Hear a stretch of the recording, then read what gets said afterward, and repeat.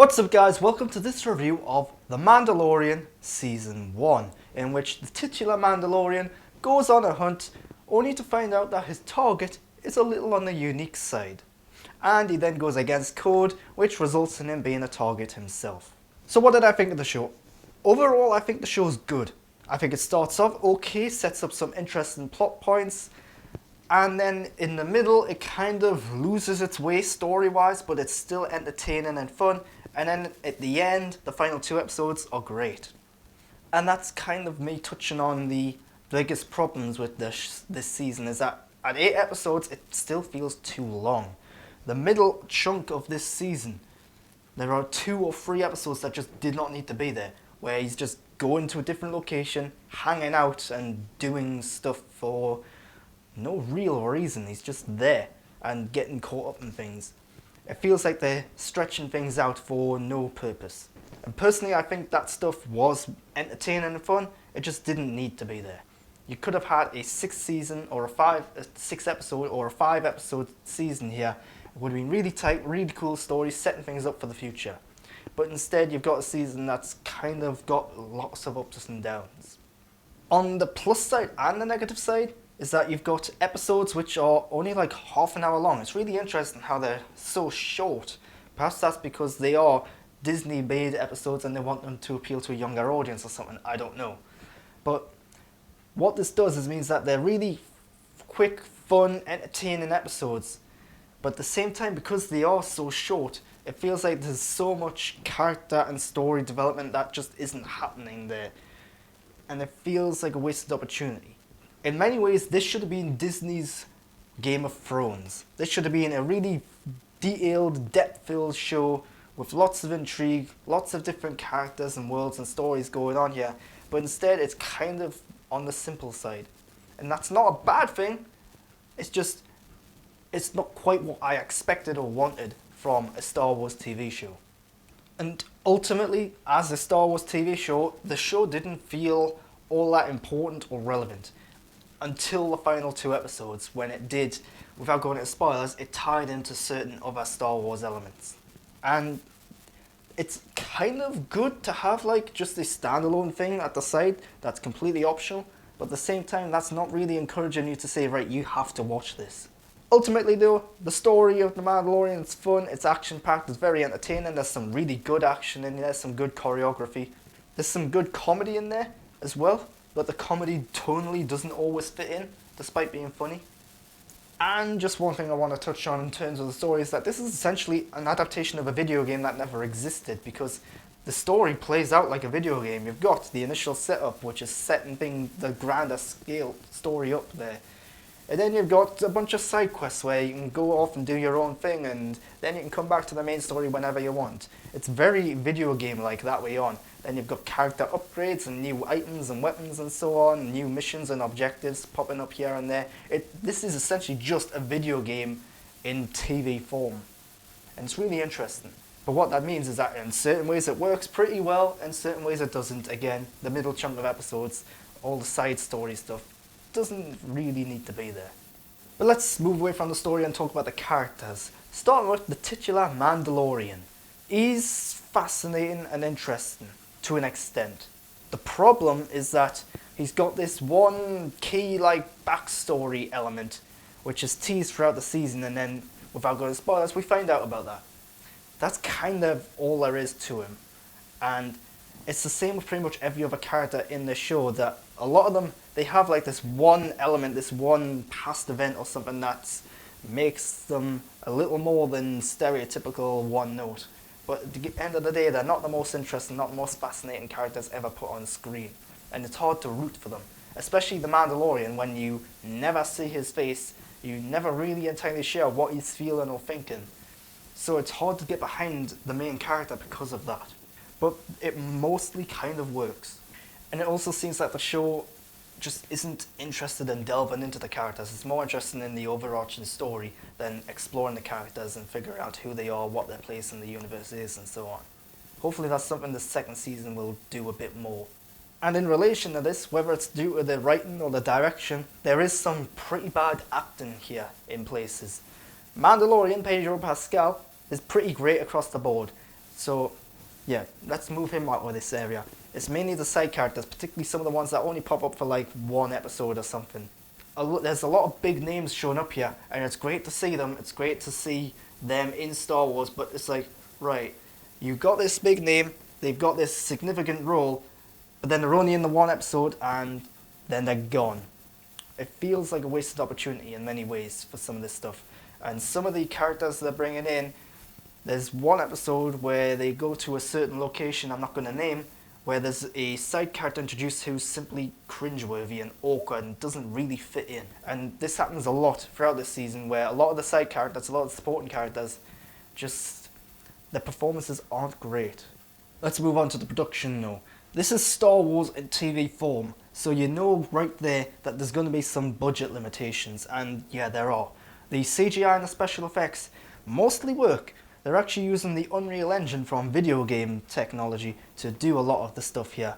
And while it does mostly work, you can see the seams. You can see where they are using green screen. You can see where they are using props and hidden items here to get some of these effects to work.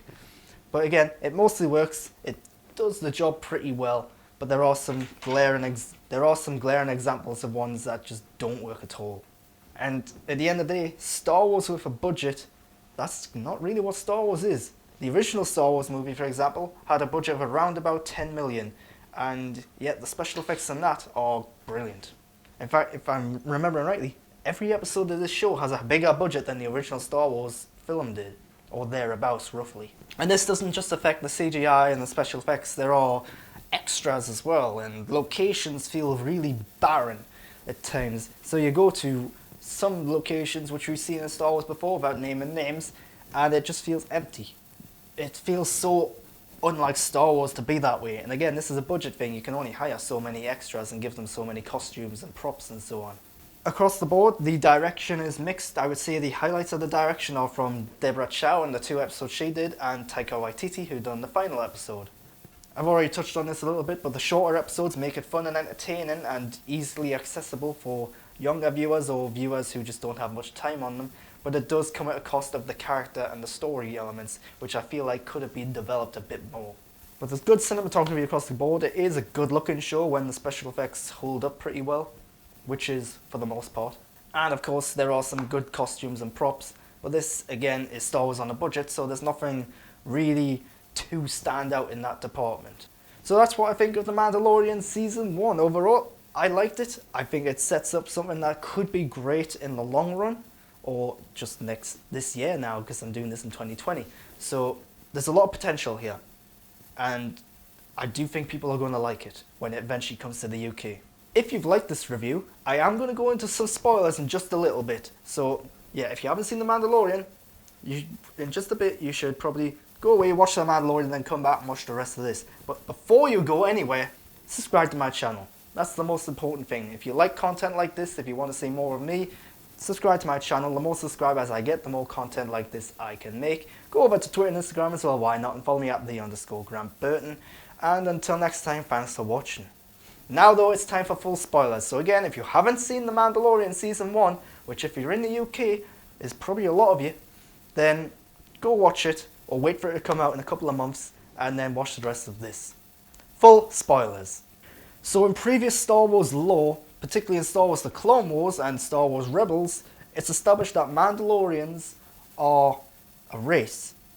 They're a species of individuals from the planet Mandalore, and yet this show retcons that and says no, Mandalorians aren't a race, they're a creed. Okay, I can get behind that. There is like a tribal aspect to the Mandalorian way of life, so I can get that. And it seems like the Mandalorians in this show are the more traditional warrior-based creed or tribe, it seems. Right, got it. The problem is that it adds a confusing element to the lore, an unnecessarily confusing one. They should have came out right from the gate and said, look, he's part of a certain creed, a certain tribe of Mandalorians, rather than saying, right, his tribe is Mandalorian, therefore if you're from Mandalore, you're not necessarily Mandalorian. That's the confusing element. One thing I've avoided talking about in this review is Baby Yoda, because that's a big spoiler for the first episode. So, Baby Yoda, he's cute. We get it. But that's kind of all he is throughout this season. He's just coming up, doing these meme moments and holding up his hand, being cute, being the Baby Yoda. That's it. I do think it ends up being a bit repetitive, and I'm not saying I don't like any of this stuff. I do like it. But I hope we see some different stuff from him in season 2. They can't just keep relying on the fact that he's cute, because in the long run that's going to get annoying. It's going to get really repetitive. Moff Gideon, played by Giancarlo Esposito, has the Darksaber from Star Wars The Clone Wars, Star Wars Rebels. Last time we saw this Darksaber, it was in the hands of one of the characters from Rebels, whose name I'm forgetting right now. Sabine. Or was it in Bo-Katan's hands? I can't remember. I have to watch that again. But it's in one of their hands, so now it's in his hands. Which means, what's happened to them characters? That's interesting. And I think that's what's going to be explored in Season 2. They have hinted that there are going to be some characters from expanded Star Wars lore showing up in this show eventually. I think it's going to be them. I think it has to be them at some point, showing us some sort of flashback as to how he got a hold of this saber, because that's an important element. One thing that's hinted at throughout this show is the Purge. What is the Purge? At first it's kind of hinted that maybe it was the Clone Wars and Order 66 kind of thing, but then it was like, no, it happened during the time of the Empire, seemingly between the events of like Rogue One and Empire Strikes Back, somewhere between there. But this isn't fully explained, it's not fully detailed, we only get a vague idea of what it is. All we really know is that it seems the Empire went against Mandalore.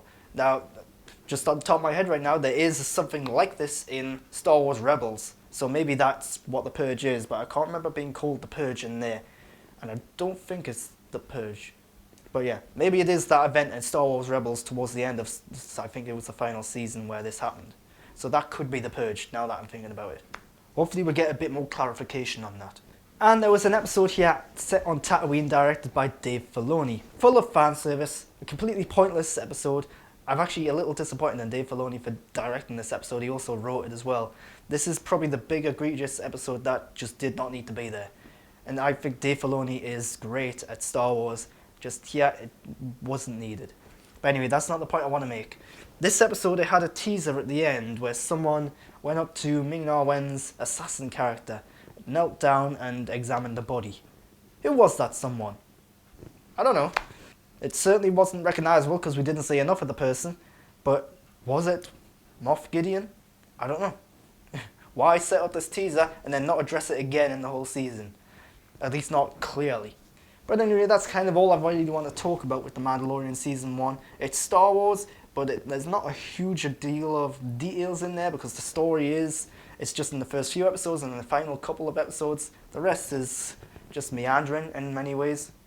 It's a fun, entertaining show. I do like it. I'm looking forward to seeing more. I'm hoping it develops a bit better in Season 2. It's a good start. And until next time, thanks for watching.